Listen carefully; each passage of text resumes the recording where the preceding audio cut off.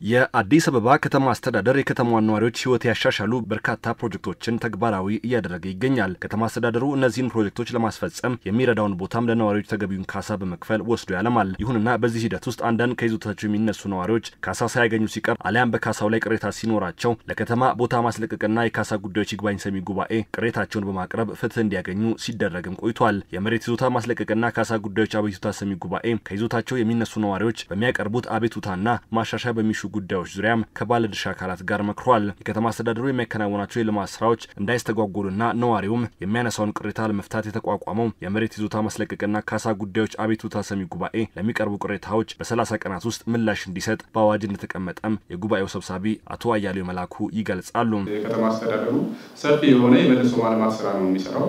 የከተማውን የማደስ የከተማውን ልማት የማፋጠን ስራ ነው የሚሰራው። እነዚህ ጉዳዮች ዜጎች ደግሞ በሌላ በኩል የልማት ተነሺዎች ቅሬታ ካላቸው ቅሬታቸው የሚታይበት ስርዓት መጠበቅ አለበት፣ መብታቸው መጠበቅ አለበት። ለዚህ ሁለቱንም ሚዛን ላይ ባስገባ መልኩ ነው አዋጁ ዜጎች ወይም የልማት ተነሺዎች ቅሬታቸውን ማቅረብ እንደሚችሉና ጉባኤውም አቤቱታ በቀረበለት በ30 ቀናት ውስጥ ውሳኔ መስጠት እንዳለበት በአስገዳጅ ሁኔታ አስቀምጧል። ነዋሪው ለሚያነሳው ቅሬታ ፈጣን ምላሽ በመስጠት ልማቱ እንዲከናወን ተቀናይቶ መስራት፣ ግንዛቤ መፍጠርና ቀልጣፋ አገልግሎት መስጠት አስፈላጊ መሆኑ የተገለጸው ደግሞ በውይይቱ ላይ በተሳተፉ ባለድርሻ አካላት ነው። በጉባኤው መሆን መቻል አለበት። አንዳንድ ጊዜ ወደ መደበኛ ፍርድ ቤት የሚቀርቡበት ሁኔታ አለ። ስለሆነም እነዚህ ላይ መቀራረብ ያስፈልጋል ማለት ነው። የኛ ዳኞች ከይግባኝ ሰሚ ላይ ካሉ ዳኞች ጋራ የማጥራት ፎረም ሾፒንግ እንዳይኖር የማድረግ ተገልጋዩም ደግሞ ፈጣን የሆነ አገልግሎት እንዲያገኝ የማድረግ ስራ መኖር መቻል ያለበት ይመስለኛል። የሆነ ቦታ ላይ ለማተነሽ ይነሳል። ስትነሳ ይሄ መብት አለ፣ ይሄንን መብትህን በዚህ መሰረት አስከብርልሃለሁ የሚል አዌርኒንግ ቢኖር መጨረሻ ለሚመጣውን እናንተ ጋር ያለው ቅሬታ አይመጣም ማለት ነው። ቅሬታ ለሚመለከተው አካል አቅርቦ ምላሽ ማግኘት መብት እንዳለ እንረዳለን። ለዚህ ደግሞ እኛ ምላሽ መስጠት አለብን። በጣም ሪስፖንሲቭ መሆን አለብን። አንድ አሁን ለቅሬታ ሰሚው ጉባኤ የተለያዩ ምላሾችን ይጠይቁናል። እነዚህ ሁኔታዎች ላይ በጊዜ ምላሽ መስጠት በጣም አስፈላጊ ነው የሚል እኛ ምን ወስዳለን ማለት ነው። አዋጁ ለዜጎች ቀልጣፋ አገልግሎት ለመስጠት ታልሞ የወጣ ቢሆንም በተለያዩ ምክንያቶች የሚፈለገው ውጤት እየመጣ አይደለም ያሉት ደግሞ የአዲስ አበባ ፍትህ ቢሮ ምክትል ኃላፊ አቶ ተስፋዬ ደጀኔ ናቸው።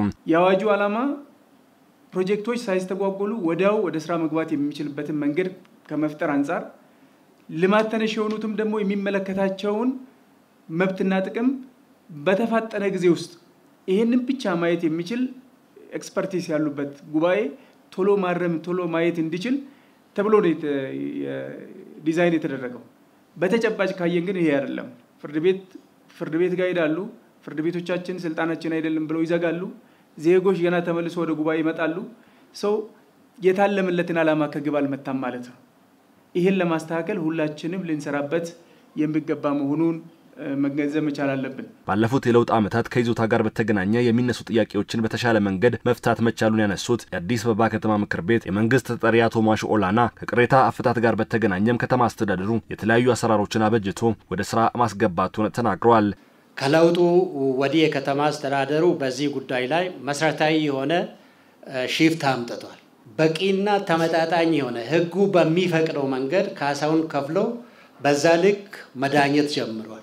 የመሬት ይዞታ የሚያስለቅቅበትም ስርዓት አብጅቷል። ከዛ ከወጣና ከተነሳ በኋላም እንዴት መቋቋም እንዳለበት ስራ አብጅቶ ትልልቅ ስራዎች ሲሰራ ቆይቶበታል ማለት ነው። ይሄ ላለው ለከተማ ስማርት ሲቲ ሊያግዝ በሚችል በር የከፈተ ስርዓት ነው። የተሻለ ከተማ ለመፍጠርና የነዋሪውን ፍላጎት ለመሙላት በሚደረገው ጥረት ውስጥ ሁሉም ባለድርሻ አካላት የበኩላቸውን መወጣት እንዳለባቸውም በመድረኩ ላይ ተመላክቷል።